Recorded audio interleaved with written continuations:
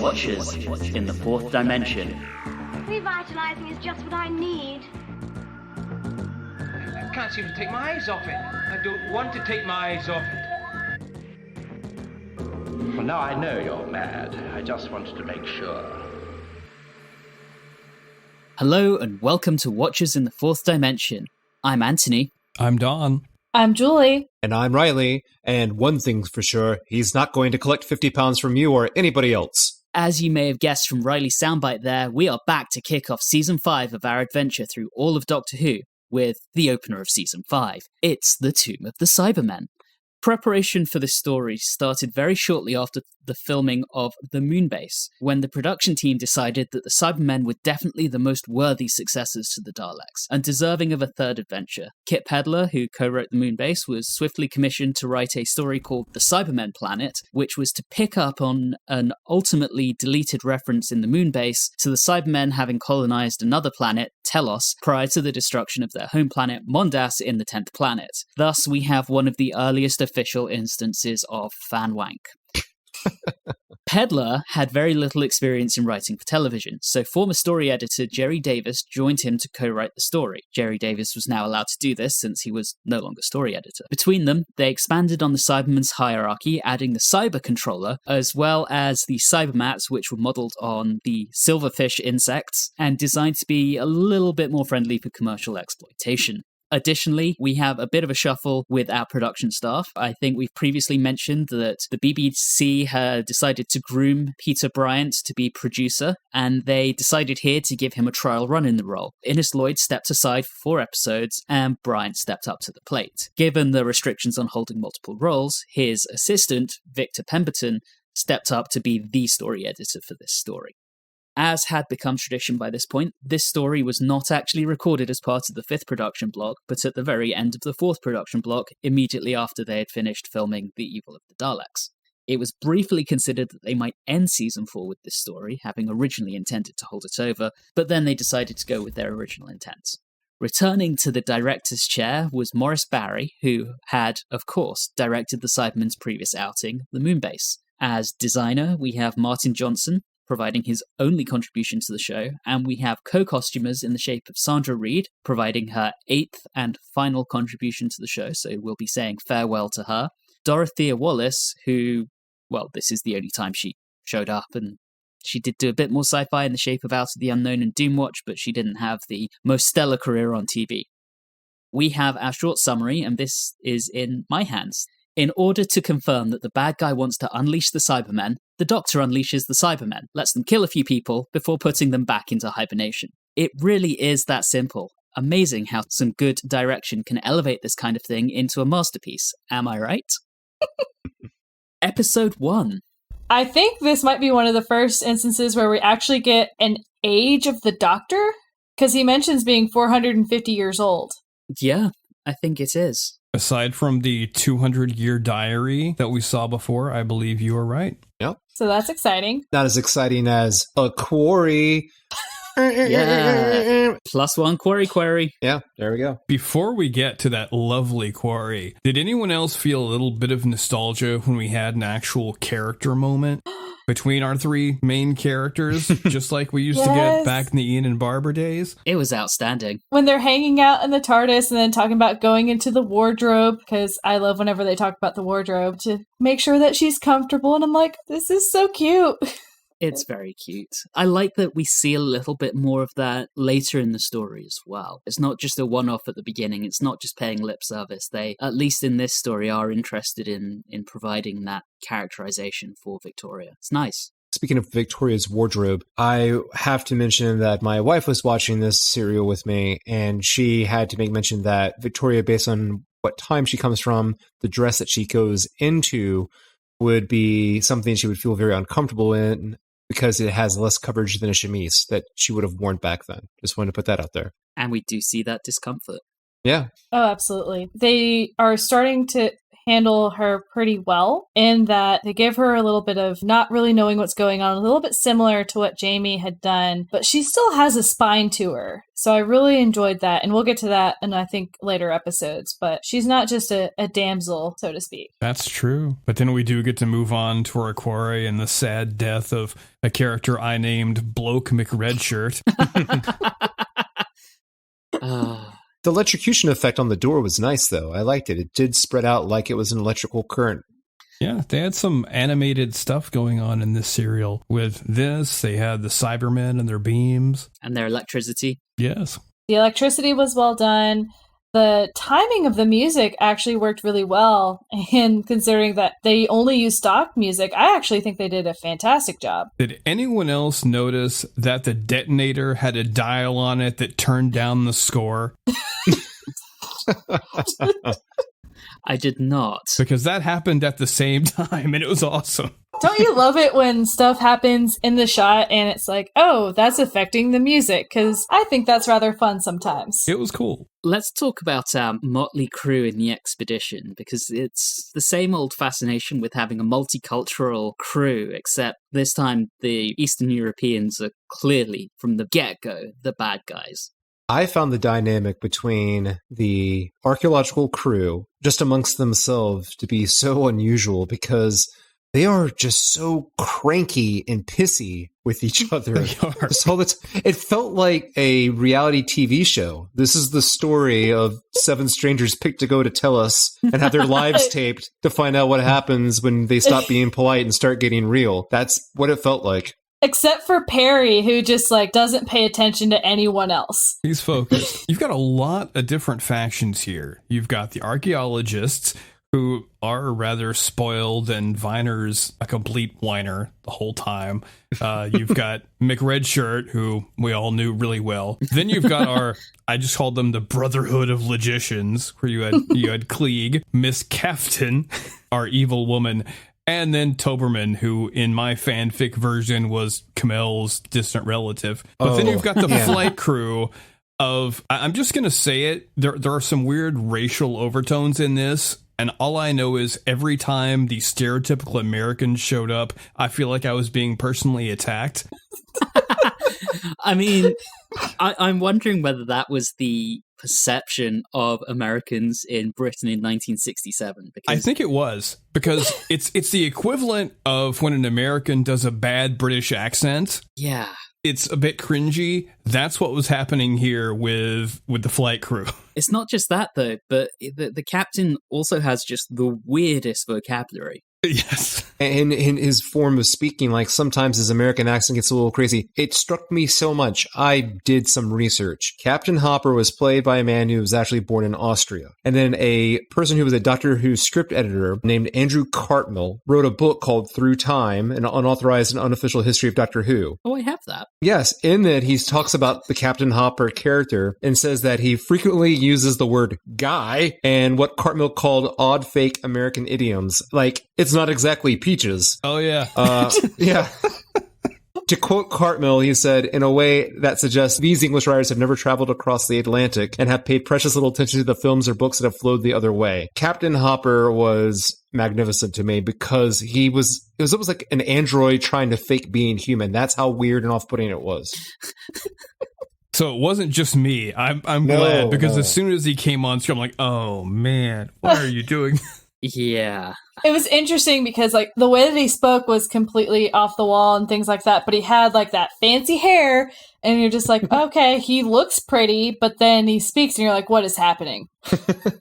Now, while we're talking about things that we liked and disliked, I know the Cybermen are ostensibly our bad guy characters, but you gotta admit, it was really nice of them to invite the kids from local kindergarten down to decorate the outside of the tomb. That was really thoughtful. It was the Cybermen outreach program? Yes. Yeah. They are kind of vain for emotionless creatures. Let's plaster our image everywhere. They went to the Votan School of Branding. It's important. That aside, I know why it's there. This is a mummy movie. Yeah. Yes. That's all this is. That's the equivalent of your hieroglyphics from start to finish. Mm-hmm. It's just a mummy flick. It's wonderful. I really liked the design, starting with the door going in. So, yeah, we can call it a mummy. We can call it tried and true and whatnot, but it works. I really enjoyed it. One of the strongest parts of this entire serial is the set design is so very interesting and striking and leads to one of the most iconic shots of the show. Not just the serial, I mean the whole show. Just to tag on to Don talking about this being a mummy movie, I think it particularly calls Hammer's mummy movies to mind. Mm-hmm. Most notably The Mummy and The Curse of the Mummy's Tomb, which obviously Hammer was huge at the time. So I think that's very, very deliberate. Mm-hmm. We even had the stereotypical cliched horror bit of, you three go down that hallway labeled certain death. You other three go down that other hallway labeled absolutely certain death. And girls, you stay here because you can't go anywhere. Exactly. Until Victoria says, you know what? No, the girls can form their own party and we're going to do our own thing. And I was like, yes. And then she promptly does all the stupid shit you really shouldn't do. Oh, I wonder what this is. Let me climb into it. I prefer to have someone who takes action as opposed to being terrified of everything. I'll take it. That's true. We skipped over one of the best scenes in the whole thing, yes, which is, you know what I'm talking about, when the doctor and Jamie head into the tomb and each one of them thinks they have Victoria's hand. Yes. Yes. It's so sweet. I love it. Oh, man, that was wonderful. Especially the moment they realize it and they're like, oh, no. There's so many good moments like that. I really like the doctor's oh snap moment with Klieg, where he describes his method, which was keeping my eyes open, my mouth shut. Yes. Oh, that was awesome. And there was one thing, it was a little bit earlier, but right before they go in, Jamie pulls Victoria aside and is explaining to her about things going on in the background. And I just thought that was kind of nice to see that Jamie's trying to bring her up to speed so that she's not just not aware of what's going on. So I thought that was fun. Oh, yeah. The Doctor is just running rings around Klieg through this entire episode. For someone who's supposedly so intelligent, he's really not. It's because he's arrogant. He believes he's so intelligent that he makes really stupid mistakes. And he refuses to admit that he's wrong. Yes. What's wonderful in this story, just with the Doctor, is how he manipulates Klieg. He also just lurks at the edge of shots a lot of the time. Mm-hmm. There's that wonderful scene where Kaftan is starting to pull levers once she's trapped Victoria, and you just kind of see him lurking before he jumps in and stops her. It's really good direction. Also, all the people involved here, they can't help but pull levers and push buttons. They just can't help do. I mean, all of them, the people that should, all of them should know better. It was like the Ren and Stimpy joke of Space Madness, don't press the button. They just can't help themselves. They just put them in front of a panel. They're going to just pull every single lever. A red candy-like button. Exactly. And it even ends with Kaftan when the controller Cyberman flips a lever. She waits for him to slowly turn around. And then when she flips it back, she isn't doing it with an anger in her face, or she's smiling like a precocious little kid. It was so strange. Well, it was strange, and also because they chastised Victoria for touching things, and yet they're sitting there flipping levers. Yeah. What is wrong with you guys? Most of archaeology is flipping levers. That really takes us to that final scene that leads to the cliffhanger where Jamie and I think it was Hayden, was that his name? They were just pushing buttons, flipping levers, suddenly hypnotizing shapes and crap come up and just sitting there thinking, yeah, no good is gonna come of this. Oh, you mean in the psychedelic carnival shooting gallery? Yes. Which was so wonderful. I loved it. I was like, this is totally ridiculous and insane, but it was so much fun. And then when Jamie and him are experimenting with the different levers and they're shielding their faces, the Doctor comes in and it's like, no, don't touch that. And Jamie's like, I already did it. Already have. It's too late.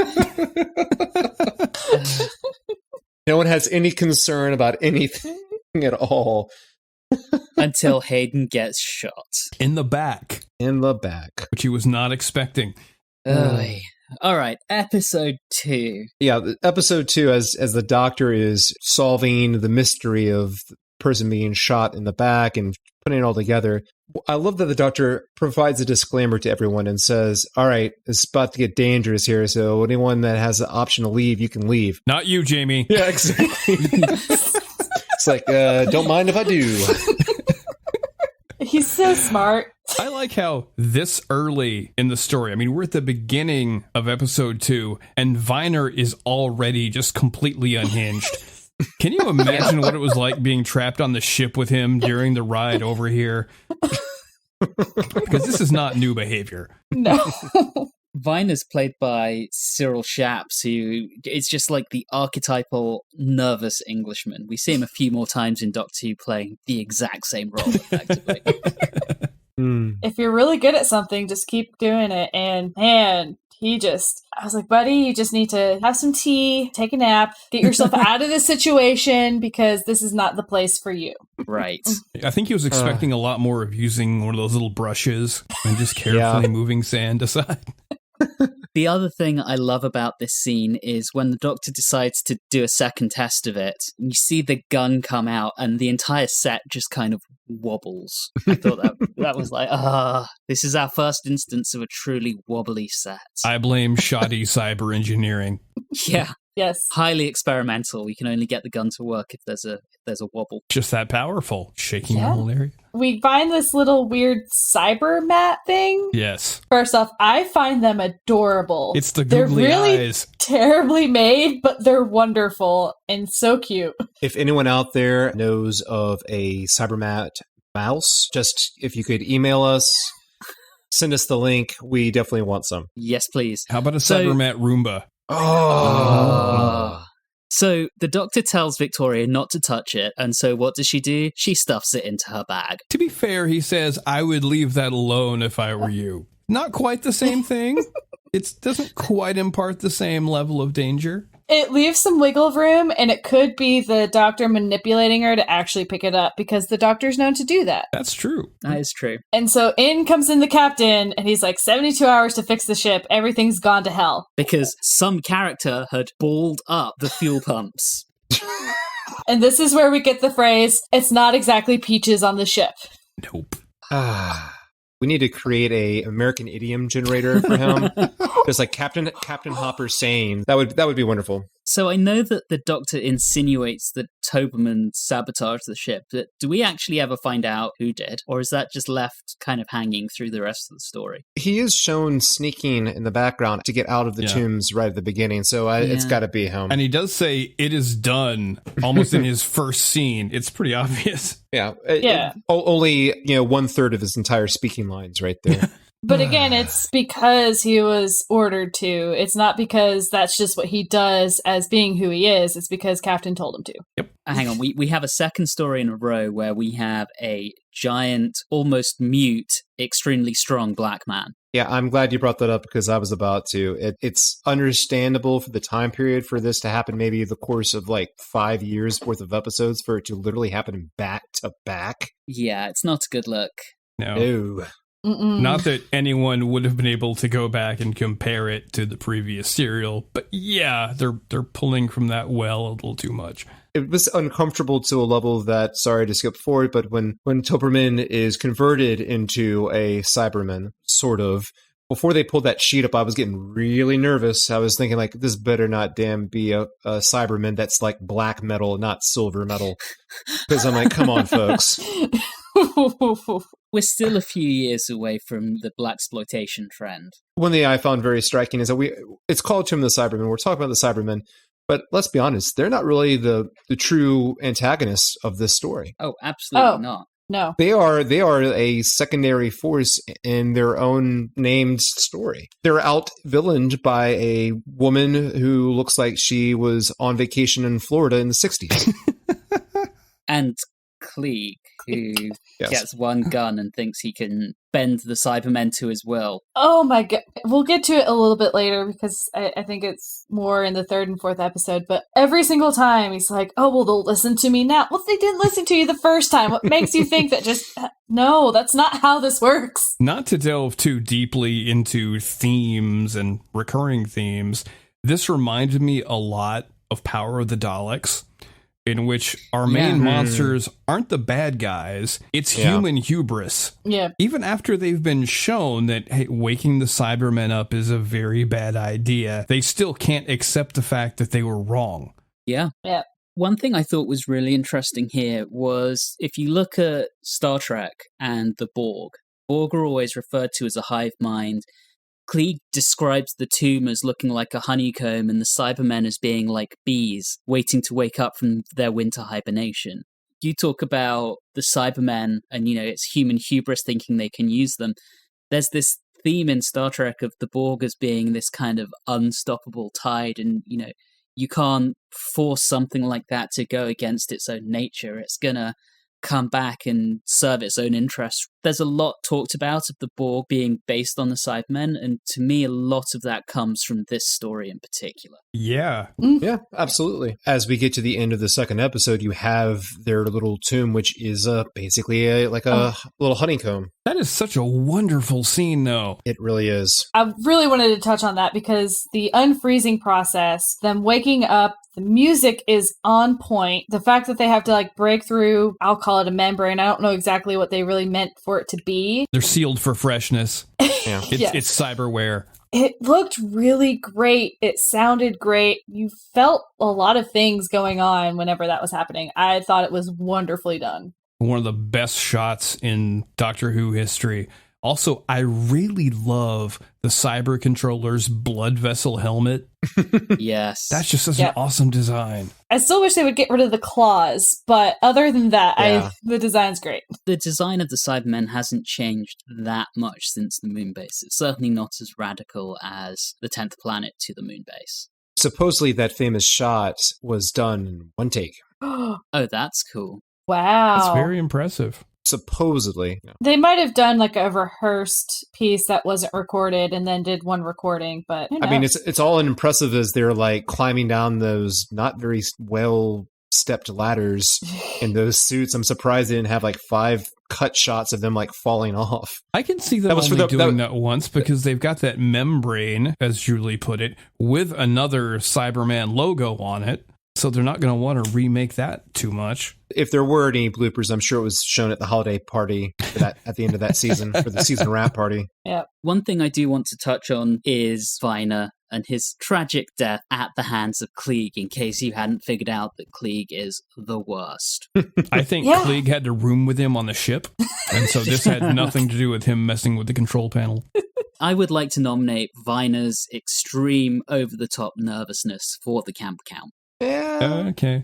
Yeah, we'll roll with it. We'll roll with it. A tepid yes. One thing I do want to note here as well is Victoria is surprisingly a really good shot. Mm-hmm. Yeah. Yeah. One shot and she kills the Cyberman. I'm like, wow, that is impressive. And then she leaves the gun as she runs out to find the captain because, yes, let's get the Americans to save us. Who don't listen to her at all. Oh, but she has some great comebacks, but we'll get to that next episode. Oh, she does. She does. And just for the score, at this point, there have been 3 human deaths, not a single one of them directly killed by a Cyberman. One killed by a door, one killed by fooling around with Cyberman levers, and then one killed by Klieg. It's a mummy movie. They've got to be killed by the traps in the tomb.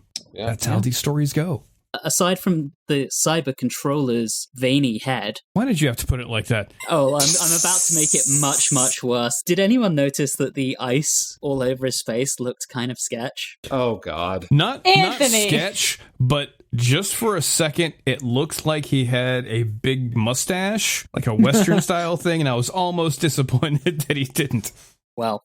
Moving on. I'm sorry I took us to the gutter. You belong to us, you shall be like us, cliffhanger. In episode 3 is where we find out that the entire cyber tomb is a trap for superior intellects. Again, this reminded me of Power of the Daleks, I believe, because the Cybermen are playing the long game. Oh, yeah. They set this up for hundreds, if not thousands of years. They're like, it doesn't matter how long it takes. Once we find that intelligent species, that's what we're going to do. I'm like, wow, they were willing to do that. Equally, I feel like it's kind of, you have to be logical and smart to get in, but equally you have to be kind of dumb. The Cybermen are known for converting other races into Cybermen. This is clearly a trap. If you're smart, you're not even going to go there. It kind of depends on how much is known about the Cybermen, though. That's true. And you are once again underestimating human stupidity. Yeah. Which, That if the past was few true. months have shown us anything, you just can't do that. This is very true. This is quite striking. All this talk about stupid humans being lured in by curiosity and alien intelligence, putting them through traps and stuff. This is the blueprint for the movie Prometheus. I can see that. Yeah. Ridley Scott, come on. Well, we know he worked on Doc 2 in the very beginning. Oh, really? Ridley Scott did? Yeah, he was originally down to design the Daleks. One of the things I loved in this was Victoria's interactions with the captain. Oh, she really gave him a piece of her mind. So first he's like calling her Vic, and she's like, yeah, no, my name is not Vic. Please stop. We're not doing that. But I think my best comment was Victoria's not really liking the casual misogyny. So Anthony, back in one of those earlier episodes, you were trying to say that Jamie was trying to be misogynistic. This is what misogyny looks like. In the interaction with the Cybermen, it's around the same time because it kind of cuts between Victoria and Captain Harper and the Doctor and the team in the tomb. Mm-hmm.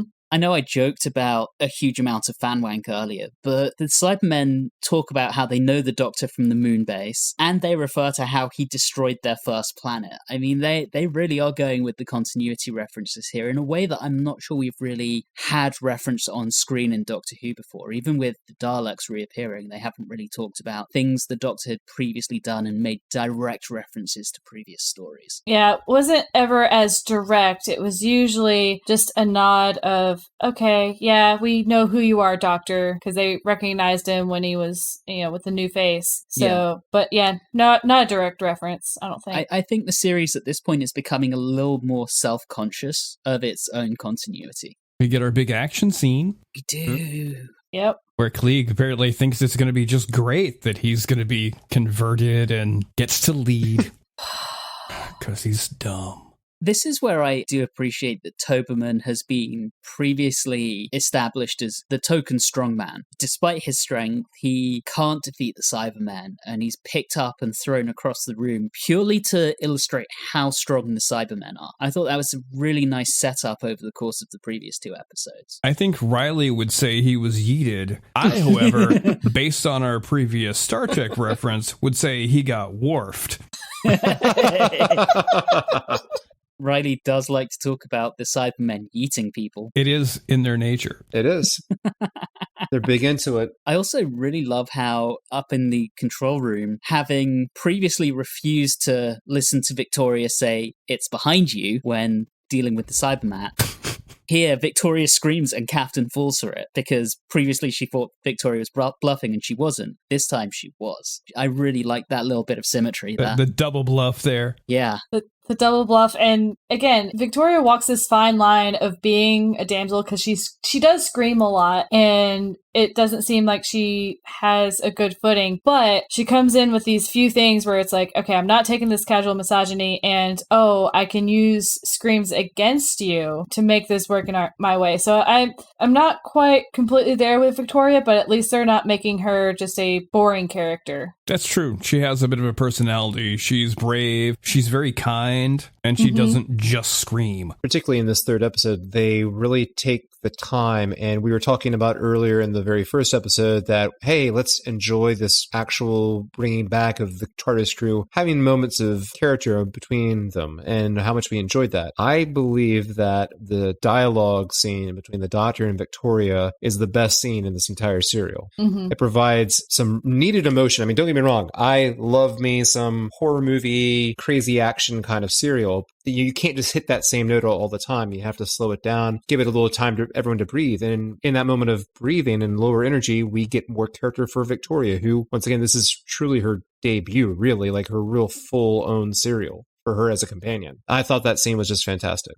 Agreed. And it provides Troughton to show, like, emotional depth. I mean, it's fun to see him, like, run circles around mentally around the other characters, but it shows him showing, like, a care that I thought was very sweet. Mm-hmm. Absolutely. He's just so good. He's incredibly versatile. Yeah. And I love that he can pull off all these different facets of the character, and we get those really nice scenes like that one. When I saw this originally, I have to admit, after going through the available episodes, I wasn't that big of a fan of the Second Doctor. But on this watch through, I am really finding a whole new appreciation for him. Knowing that you probably hadn't done any of season 4, that's probably given you quite a different perspective on the character. And I know on this story in particular, I know you've watched this one before, Reilly. Don, do I recall you saying you'd seen this one as well? Yes, I had. So the only first timer this time around is Julie. It's me.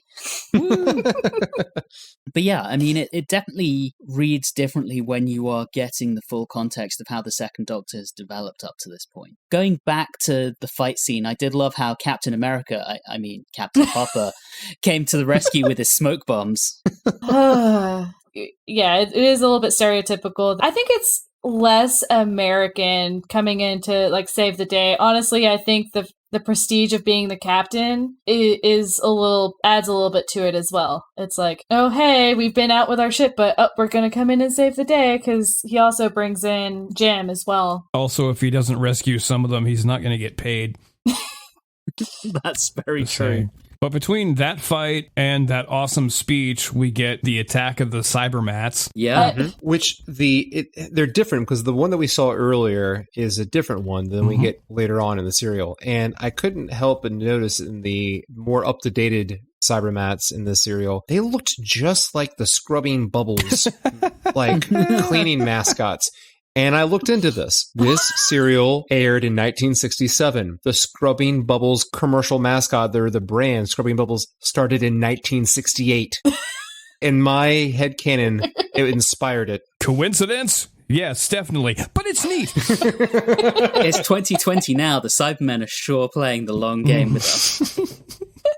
It's one of the weirdest scenes, because you have these people who are 5-6 feet tall cowering from these little tiny creatures, which what we've seen thus far is that they jump on you and do they bite your neck or electrocute you? I wasn't entirely sure exactly what was going on there, but it just, if it wasn't for like the music and the drama and everything like that, it would be funny. It was quite well directed. I thought they did some really nice close-ups of them to add some tension.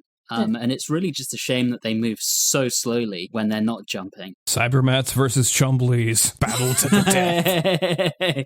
Oh, yes. I read that some of them were basically just armor or a shell put on top of RC cars. Mm-hmm. The actress who plays Victoria would get chased by them when the cameras are off. They would just chase her with them. That's hilarious. If I recall correctly, I think they had 3 different variants, because they had the remote controlled ones, they had ones that were pulled along by string, and they also had some that were just there to be static props. That's why they were all kind of different sizes. And then in my head, I was just sitting there, I'm like, why don't you just have Victoria shoot them? She's a crack shot. She is. It'll be fine. While the attack of the Cybermats was hilarious, I also found the attack of the Cybermen pretty funny, because they sound like a roaming pack of didgeridoos.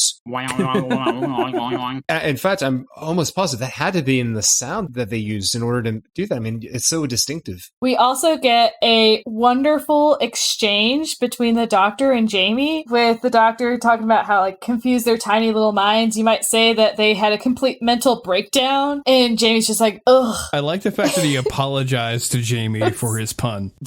Yes, he did. That was awesome.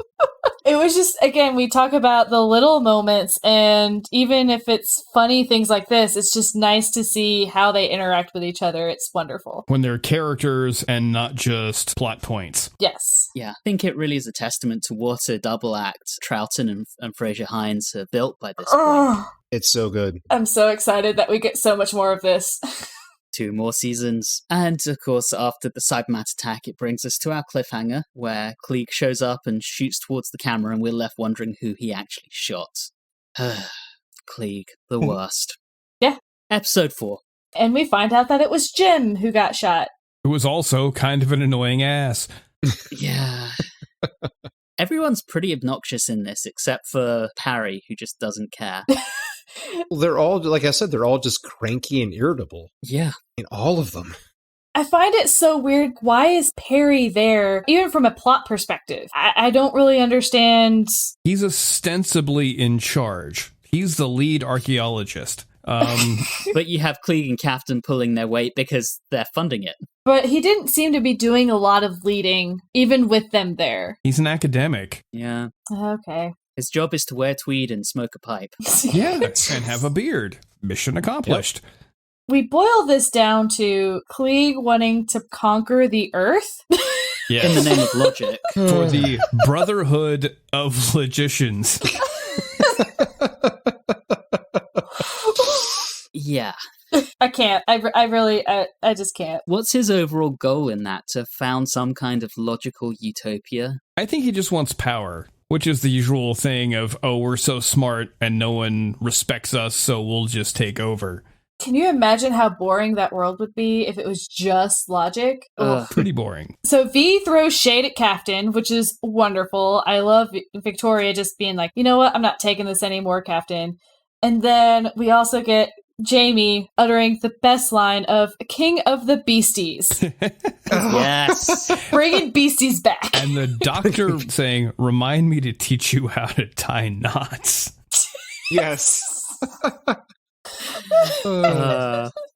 So I did love that because it was just after the cyber controller punched his way out.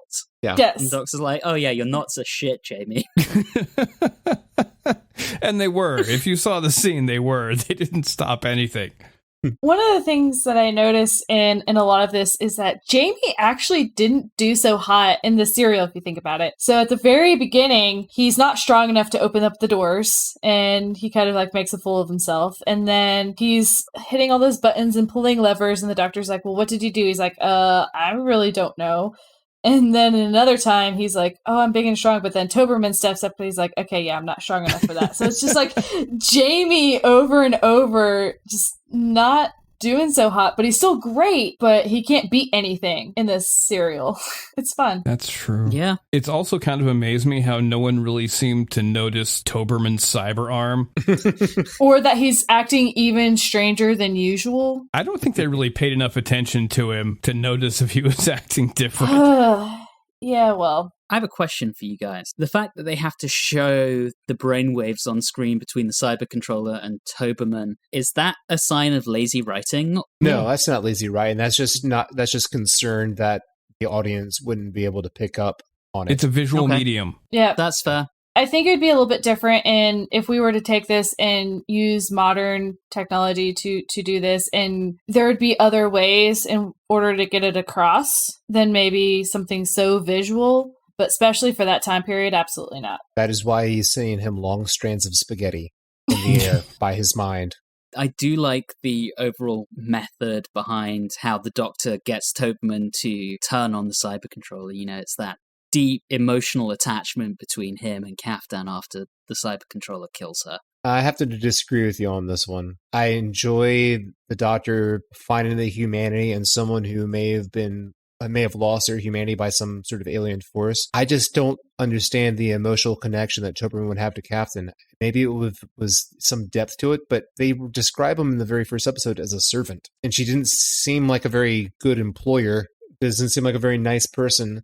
So I don't understand why Toberman, how that seems like justice for him or something wonderful for him to break through, because it just seems like he's defeating one controller by going back to his old controller. Reilly, I'm going to have to stop you there because asking questions like that is surely going to result in a huge Big Finish mini-series exploring their backstory, and we just don't have time for that. Yeah. I'll write it. Hire me. Oh my gosh. It also doesn't help that the previous serial had Kamel, who had an actual attachment to Victoria. Yeah. Yeah. It doesn't fit well because we've seen it on a different occasion where it would make sense. But honestly, I think it's partially an emotional attachment, but again, it's partially a familiarity. And while she was a little bit crazy, she was human and there's humanity there. So I don't mind it quite as much. What I'm saying is that you look at Kaftan and you look at Toberman, you think about how she behaves. She seems so awful that she won't even do it herself. She'll force Toberman to go ask for someone's manager in a business when she complains. She is a Karen. She is totally a Karen. Look at that hair. Exactly. Karen Kaftan. Yeah. See, we're already writing the prequel, the miniseries that Don was talking about with her and Toberman. Her name is Karen Captain. So she's feeding into Klieg because no one will take her seriously on Earth, so she's going to let him use the Cybermen to get back at all the people who haven't given her the respect she deserves in restaurants. Born and raised in Florida in 2400 AD. I was trying to stop this. Stop this. I found it interesting that I was just going on my little spiel about Jamie not being able to do much of anything, but then Jamie here gets to kill some Cybermen. Total badass. And he's doing it in a kilt, and it makes me so happy. Once they go down to seal up the Cybermen, Klieg follows, and you've got the Doctor and Klieg talking, and the Doctor's just feeding his delusions and encouraging him, and then he just goes, "And now I know you're mad. I just wanted to make sure." I thought that was brilliant. That was excellent. Oh, I loved it so much. Oh, and we also get more Victoria throwing shade at the captain. Yes. That's scathing. One of my favorite. It's comforting to know that we have your superior strength to call on should we need it. Right after he says, "I'm not going down there." Oh, that was beautiful. Again, that's why I am enjoying her as of right now. We also get that very final scene of Klieg's, where he's being the most Eastern European communist stereotype, calling the Doctor and Jamie, who are obviously the representations of the West, he calls them decadent and weak, and then he's immediately killed by the Cybermen. And then we have Toberman's sacrifice. I do like in part 2 of that fight where Toberman was previously thrown across the room by the Cybermen. Toberman now has cyber strength and can be stronger than the Cyberman. He also has a really cool ending line for that, where he says, "The door is closed." That was very, very awesome. Yes. And we get one final excellent thing from Victoria, talking about the flying machine and saying, "At least it works." Shade. Oh, snap. Nice. So the writers of this decided that they really wanted to have someone who was really snarky, and they chose Victoria, and that makes me so happy. I hope it continues. You know, it's quite amazing when you think about it. Like, she does have, like, quite a character arc in this story. When you think about it, outside of, like, the uncomfortableness of changing out of her period clothes to something more modern, it's not appropriate for the time of where this archaeological crew is. But beside the point, I always think about that first scene when the tomb door opens and everyone else goes in. She's staying outside. She looks meek and scared. By the end, she's done all these badass things, and then she's, like Julie's mentioned, throwing snark out. That's quite a move for the character all in just 4 episodes. I also really love at the very end of this, we get basically a the end kind of ending. Or is it? Yeah. Final Cybermat still moving around. Which brings us on to time to score the story. And Julie, I know you hate this, but you're up first. I thoroughly enjoyed this serial. It was fun. As we've mentioned, it's like a mummy movie, and I adore mummy movies, especially if we're talking about the Brendan Fraser mummy movies. Victoria was very strong. You got your character moments with the Doctor and Jamie. You got music that was really well placed, even though it wasn't really written for the serial. I thought they did an excellent job. Yes, maybe the villain is a little bit obnoxious and a little bit stereotypical, but I had fun. So I am giving it 9 out of 10 open hatches. Wow. Reilly, you're up next. This go round, I'm more lukewarm about the serial. When I first watched it several years ago, I really, really enjoyed it. Maybe it's because it was my first real full viewing of the Second Doctor, and it was really exciting. The first 2 episodes of the serial are intriguing. They're incredibly well shot. I should have brought that up more in the beginning. The direction in this is fantastic. I mean, just with some of the dialogue scenes, there are at least 3 different shots they're doing it, not just your basic close-up, close-up, close-up. I think my complaint now, or my small criticism, is I feel that the momentum of the story drops a bit after the second episode, because we just get a whole bunch of Klieg being Klieg, and I wanted more of the Cybermen taking charge and less of Klieg and Captain. But it is a complete serial for the Second Doctor, and we should cherish it for that. There are so many other wonderful bits that everyone else mentioned, so I will give it 8 basket of peaches out of 10. And Don, over to you. I'm going to use this time to address a criticism that you brought up in your short summary of the story, which is that the doctor, he wants to stop them from opening up the tomb and therefore opens up the tomb for them. The doctor doesn't care what Klieg and his associates are going to do. He sees a Cyberman tomb and he's going in there to assess if the Cybermen themselves are still a threat, and if so, stop them. And he does that. The people there were going to get in anyway. They weren't going to come all the way over to this planet, see an electrified door, and then go home. That wasn't going to happen. I love this story. It's a mummy movie. It's fun. It's exciting. You've got some interesting dynamics going on between the characters. And there was never a point where I was bored or uninterested. I'm giving this 9 cyber membranes out of 10. Yes. I'm going to address Don's addressing of my short summary. That was, of course, highly tongue-in-cheek. Anthony, 30-second I rebuttal. realize that, Go. but you're not the first to make that argument. I've seen Sandifer do it, and I just no, that's not what happened. But that's okay. No, I just thought it was funny. Which is what we're trying to do with that. Anyway, I also really enjoyed this one. I remember it certainly used to have an absolutely mythical status amongst fandom, and it's not quite as good as people used to think it was, but it is very good, very enjoyable. I think all the points that Reilly made around it trailing off towards the end are valid, but it is a lot of fun, and it does evoke those mummy movies, which I also enjoy. I think we'll see a lot more of that kind of horror vibe over the next few stories. It just really works. The direction is good, the characters gel well together. Yes, we have some stereotypes, but they all work well. It's nice to see the Cybermen back, and it's nice to have them, like in their first appearance, to not really be the true antagonists of the story. So I'm going to have to give this one 8.5 poorly tied knots. Are you sure it's not 8.5 veiny cyberheads? I thought about that and figured that Don would never forgive me if I did that. So I went with poorly tied knots, which gives us a story average of 8.63, which actually might be our highest rated story to date. We are once again out of time. We will be back next time when the show gets even more confused and decides to turn itself into a universal horror movie for 6 episodes. Thank you very much for listening, and have a good one. You have been listening to Watchers in the Fourth Dimension with Don Smith, Reilly Schreck, Julie Philippek, and myself, Anthony Williams. This episode, the Cyberman Outreach Program, was recorded on Wednesday, the 9th of September 2020.